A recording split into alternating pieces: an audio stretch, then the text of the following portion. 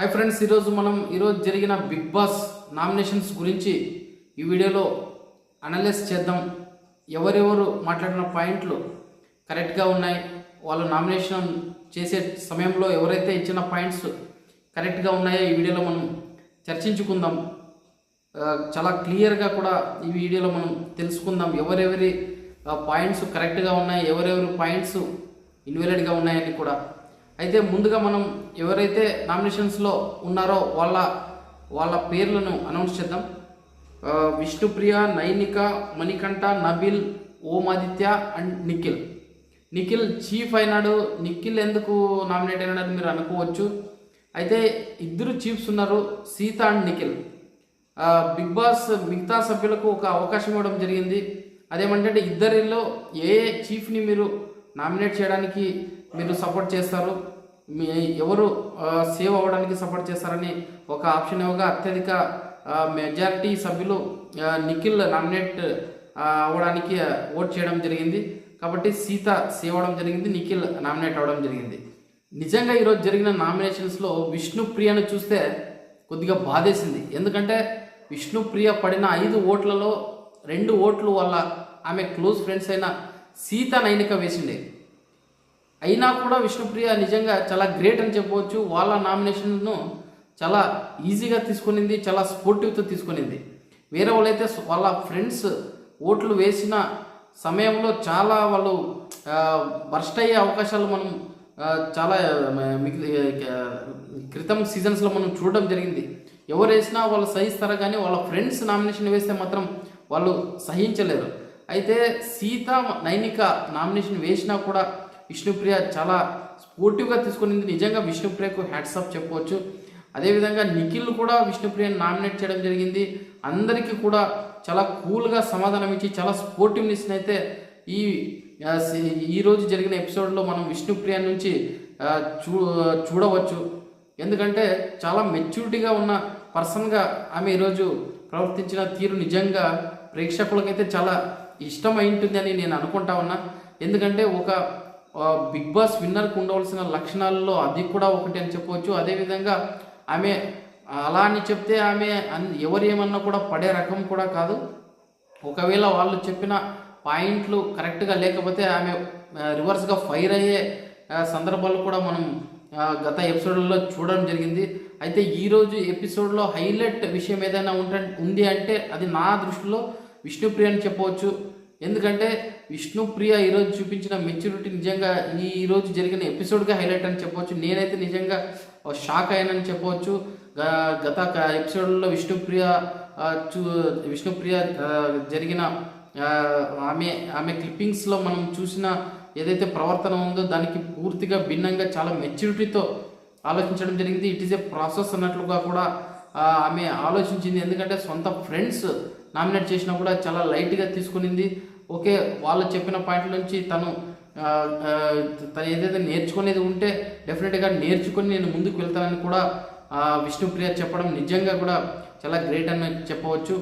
అంతేకాకుండా చాలామంది కూడా నైనిక పర్ఫార్మెన్స్ ఫస్ట్ వీక్ తర్వాత తగ్గుతూ వస్తుందని కూడా చాలామంది నామినేట్ చేయడం జరిగింది. విష్ణుప్రియ తర్వాత అత్యధిక నామినేషన్లను పొందింది అయితే నైనిక.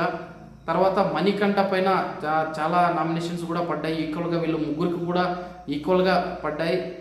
అయితే మణికంఠ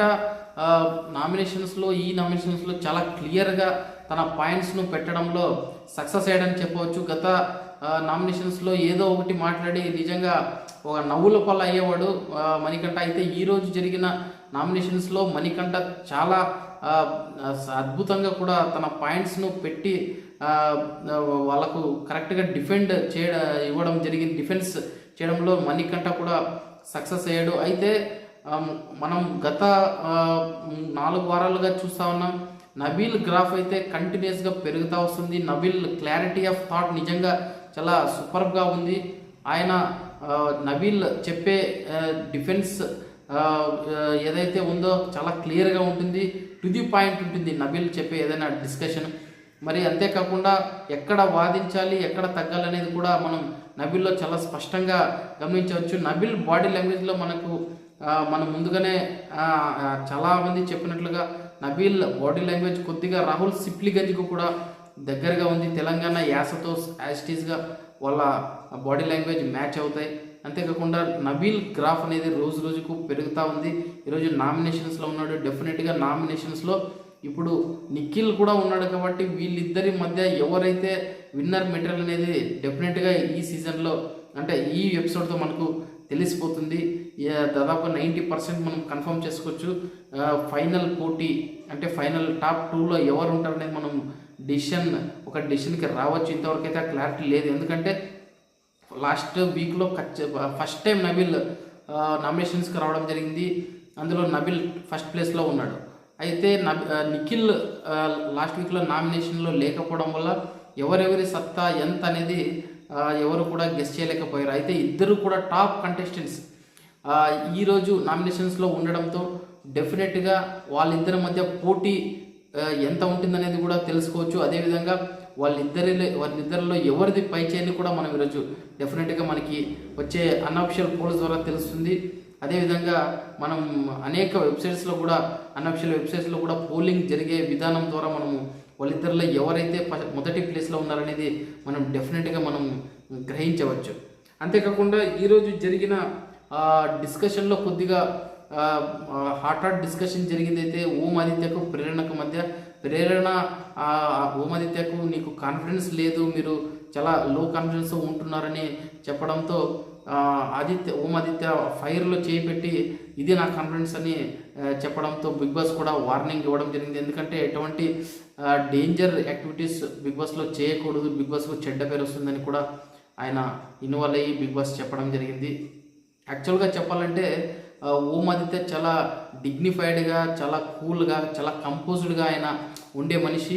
ఆయన్ను కూడా ఒక ఫైర్గా ఆయనలో కూడా ఫైర్ తెప్పించడానికి ఈరోజు ఎపిసోడ్స్ అనేవి నిజంగా ఉపయోగపడిందని చెప్పవచ్చు. అంతేకాకుండా ఓం ఆదిత్య డెఫినెట్గా ఆయన ఈరోజు ప్రవర్తించిన విధానం చూస్తే డెఫినెట్గా ఆయన కూడా ముందుకు అగ్రెసివ్గా అయ్యే అవకాశం చాలా ఎక్కువగా ఉంది అని నాకు అనిపిస్తూ ఉంది. నిజంగా ఓం ఆదిత్య ఒక మంచి ఒక మంచి పర్సనాలిటీ అని కూడా మనకు చాలా 4 వీక్స్ నుంచి మనం గమనిస్తున్న విధానాన్ని బట్టి తెలుసుకోవచ్చు. అంతేకాకుండా ఈరోజు నామినేషన్స్లో పృథ్వీ మరియు నిఖిల్కు సోనియా తోడు లేకపోవడం అనేది నిజంగా వాళ్ళిద్దరూ ఒంటరిగా ఫీల్ అవుతున్నట్లుగా అనిపిస్తూ ఉంది. ఏదైతేనేమి సోనియా ఎలిమినేట్ కావడంతో పృథ్వీ నిఖిల్ యొక్క అసలు గేమ్ అనేది ఇప్పుడు బయటపడుతుంది. ఎందుకంటే వాళ్ళిద్దరూ నెగిటివ్ కావడానికి వాళ్ళ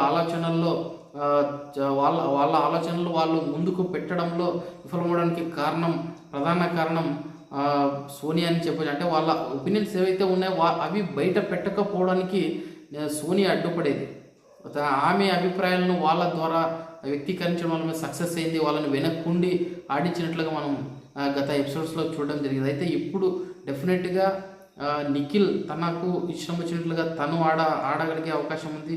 పృథ్వీ కూడా తనకి ఇష్టం వచ్చినట్లుగా ఆడే అవకాశం ఉంది. డెఫినెట్గా ఈ ఎపిసోడ్తో మనకు విన్నర్ మెటల్ ఎవరు అనేది డెఫినెట్గా తెలుస్తుంది. ఎందుకంటే నబీల్ అండ్ టాప్ కంటెస్టెంట్స్గా మనం ఇప్పటివరకు చలామణి అయిన నబీల్ అండ్ నిఖిల్ డెఫినెట్గా వీళ్ళిద్దరి మధ్య ఎంత తేడా ఉంటుందనేది మనము ఇప్పుడు ఆఫ్టర్ 12 తర్వాత వచ్చే అన్అఫిషియల్ పోల్స్ ద్వారా మనం డెఫినెట్గా మనకు తెలుస్తుంది. సో ఈ వీక్తో మనం ఒక క్లారిటీకి రావచ్చు. ఎవరి మధ్య టాప్ ఫైనల్ పోటీ ఉంటుంది, అదేవిధంగా ఎవరు విన్ అయ్యే అవకాశం ఉంటుందని కూడా మనకు ఒక డెఫినెట్గా క్లారిటీ వచ్చే అవకాశం. ఎందుకంటే మొదటి 3 వారాలలో జరిగిన ఎపిసోడ్స్లో ప్రేక్షకులు చాలా కూడా కన్ఫ్యూజ్గా ఉండేవాళ్ళు. లాస్ట్ వీక్తో దానికి ఒక బ్రేక్ పడింది. నబీల్ ఎప్పుడైతే సోనియాతో జరిగిన డిస్కషన్స్లో నబీల్ యొక్క స్ట్రాంగ్ డిఫెన్స్ అనేది నబీల్ని ఒక హీరోని చేసిందని చెప్పవచ్చు. సోనియా పైన అందరూ ప్రేక్షకులు అయితేనేమి, మెంబర్స్, హౌస్మేట్స్ అయితేనేమి చాలా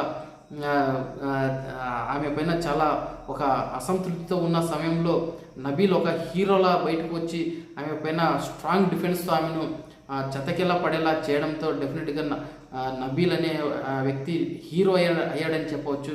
కాబట్టి ఈరోజు ఎపిసోడ్తో నబీల్ వర్సెస్ నిఖిల్ డెఫినెట్గా అన్అఫిషియల్ పోల్స్ బద్దలయ్యే అవకాశం ఉంది.